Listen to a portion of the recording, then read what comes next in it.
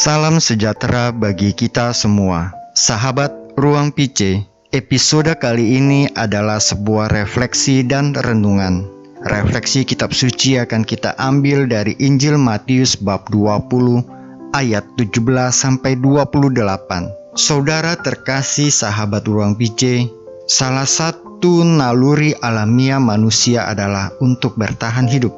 Surviving, kemampuan untuk bertahan hidup, sering mewarnai dalam sejarah hidup kita. Dari waktu ke waktu kita juga mungkin pernah berjumpa dengan orang-orang yang agresif dalam mengejar sesuatu, atau seseorang yang sangat persuasif untuk mendapatkan sesuatu yang sangat diinginkannya. Atau mungkin kita juga pernah berjumpa dengan orang-orang yang sangat memaksakan kehendak mereka. Para murid Yesus adalah orang-orang biasa yang juga mungkin memiliki tendensi yang sama. Hal ini terjadi pada anak-anak Zebedeus, yaitu Yakobus dan Yohanes. Marilah sejenak kita mendengarkan perikop Injil ini. Ketika Yesus akan pergi ke Yerusalem, ia memanggil ke-12 muridnya tersendiri dan berkata kepada mereka di tengah jalan, "Sekarang kita pergi ke Yerusalem, dan anak manusia akan diserahkan kepada imam-imam kepala dan ahli-ahli Taurat, dan mereka akan menjatuhi dia hukuman mati. Dan mereka akan menyerahkan dia kepada bangsa-bangsa yang tidak mengenal Allah, supaya ia diolok-olokkan, disesah, dan disalibkan. Dan pada hari ketiga, ia akan dibangkitkan." Maka datanglah ibu anak-anak Zebedeus serta anak-anaknya itu kepada Yesus, lalu sujud di hadapannya untuk meminta sesuatu kepadanya. Kata Yesus, "Apa yang kau kehendaki?" Jawabnya, "Berilah perintah, supaya kedua anakku ini boleh duduk kelak di dalam kerajaan-Mu, yang seorang di sebelah kananmu dan yang seorang lagi di sebelah kirimu." Tetapi Yesus menjawab, katanya, "Kamu tidak tahu apa yang kamu minta. Dapatkah kamu meminum cawan yang harus kuminum?" Kata mereka kepadanya, "Kami dapat." Yesus berkata kepada mereka, "Cawanku memang akan kamu minum, tetapi hal duduk di sebelah kananku atau di sebelah kiriku, aku tidak berhak memberikannya. Itu akan diberikan kepada orang-orang bagi siapa Bapakku telah menyediakannya." Mendengar itu, marahlah ke-10 murid yang lain kepada kedua saudara itu. Tetapi Yesus memanggil mereka, lalu berkata, "Kamu tahu bahwa pemerintah-pemerintah bangsa-bangsa memerintah rakyatnya dengan tangan besi, dan pembesar-pembesar menjalankan kuasanya dengan keras atas mereka. Tidaklah demikian di antara kamu. Barang siapa ingin menjadi besar di antara kamu, hendaklah ia menjadi pelayanmu. Dan barang siapa ingin menjadi terkemuka di antara kamu, hendaklah ia menjadi hambamu. Sama seperti anak manusia, datang bukan untuk dilayani, melainkan untuk melayani, dan untuk memberikan nyawanya menjadi tebusan bagi banyak orang."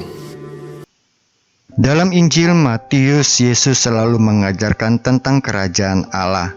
Pada masa itu orang-orang Yahudi masih dalam pendudukan bangsa Romawi. Orang Yahudi masih memiliki kerajaannya, namun di bawah kendali Romawi. Sehingga pada saat kedatangan Yesus yang mewartakan kerajaan Allah, bagi sebagian mereka merasa ada harapan pemulihan dari Allah yang akan mengembalikan kerajaan mereka. Setelah Tuhan Yesus menyampaikan untuk ketiga kalinya tentang penderitaan yang akan Dia jalani di Yerusalem, maka bersiaplah mereka dalam perjalanan menuju Yerusalem. Dalam perjalanan itu yang menarik adalah sebuah permintaan dari ibu Yakobus dan Yohanes. Yesus bertanya, "Apa yang kau kehendaki?" Jawab ibu itu, berilah perintah supaya kedua anakku ini boleh duduk kelak di dalam kerajaan-Mu, yang seorang di sebelah kanan-Mu dan yang seorang lagi di sebelah kiri-Mu." Tetapi Yesus menjawab, katanya, "Kamu tidak tahu apa yang kamu minta. Dapatkah kamu meminum cawan yang harus kuminum?" Kata mereka kepadanya, "Kami dapat." Yesus berkata kepada mereka, "Cawanku memang akan kamu minum, tetapi hal duduk di sebelah kananku atau di sebelah kiriku, aku tidak berhak memberikannya. Itu akan diberikan kepada orang-orang bagi siapa Bapa-Ku telah menyediakannya." Yesus telah 3 kali menyampaikan kepada mereka, para murid dan rombongan yang telah menyertainya dalam perjalanan pewartaan kerajaan Allah selama ini. Yang Yesus wartakan adalah kerajaan Allah, bukan kerajaan jasmani atau duniawi, tetapi kerajaan rohani yang surgawi. Para murid atau siapa saja mereka yang turut dalam perjalanan itu masih berpikir bahwa Yesus mewartakan soal kerajaan Israel yang jasmani, kerajaan yang fana, hal duniawi yang masih mengikat benak mereka yang masih terjajah.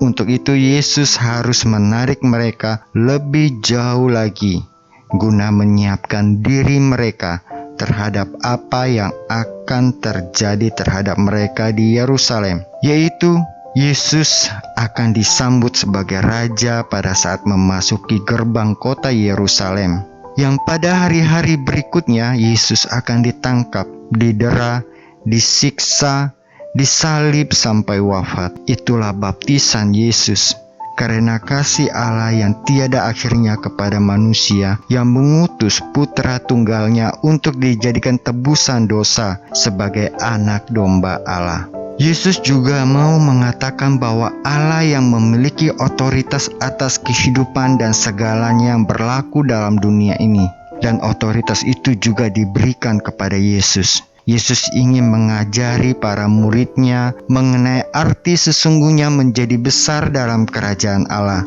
yaitu dengan mengenal kasih itu sendiri, mengikuti dan belajar darinya, dan akhirnya berubah menjadi kasih itu sendiri yang dibagi-bagikan. Seperti Yesus adalah kasih, Ia memberikan dirinya untuk dikorbankan sebagai domba penebus dosa manusia. Ia adalah kasih yang dibagi-bagikan kepada manusia secara cuma-cuma. Itulah baptisan Yesus untuk menjadi makanan penebusan dosa manusia. Sahabat Ruang PC, dengan demikian kita tidak lagi hidup di dalam diri kita. Kita tidak lagi hidup untuk diri kita, melainkan untuk Allah dan sesama. Cinta kasih Allah di dalam Yesus tidak berubah sejak awal sampai selama-lamanya. Yesus mendorong para muridnya melakukan hal yang sama. Kita sebagai orang Katolik yang mengaku sebagai murid Yesus diundang untuk melakukan hal yang sama, membenamkan segala dosa kita, menenggelamkan semua dosa, dan keluar bangkit dari keterpurukan kita untuk menjadi manusia baru yang siap melayani Allah dan sesama. Cinta kasih Yesus bagi kita tidak berubah. Demikian pula hatinya. Sekarang Ia telah naik ke surga dan duduk di sebelah kanan Allah Bapa. Ia juga mau supaya setiap orang yang datang melalui Dia akan sampai kepada Allah Bapa, sebab Ia hidup senantiasa untuk menjadi pengantara bagi kita. Ibrani bab 7 ayat 25. Semoga refleksi ini menjadi pembuka bagi refleksi-refleksi lain ke depannya, yang sebentar lagi kita akan memasuki masa Prapaskah. Marilah kita memohon kepadanya untuk menunjukkan kasih-Nya kepada kita dengan lebih mendalam, sehingga kita dapat menjauh dari pemuasan diri sendiri dan menjadi lebih serupa dengan Yesus. Marilah kita berdoa. Tuhan Yesus Kristus, ampunilah sikap dan perilaku kami yang mementingkan diri sendiri dan angkuh. Penuhilah diri kami secara lebih mendalam dengan kasih-Mu itu. Sehingga dalam situasi yang bagaimanapun kami akan mampu memperhatikan orang-orang di sekeliling kami, seperti Engkau telah mengasihi dan memperhatikan kami. Amin.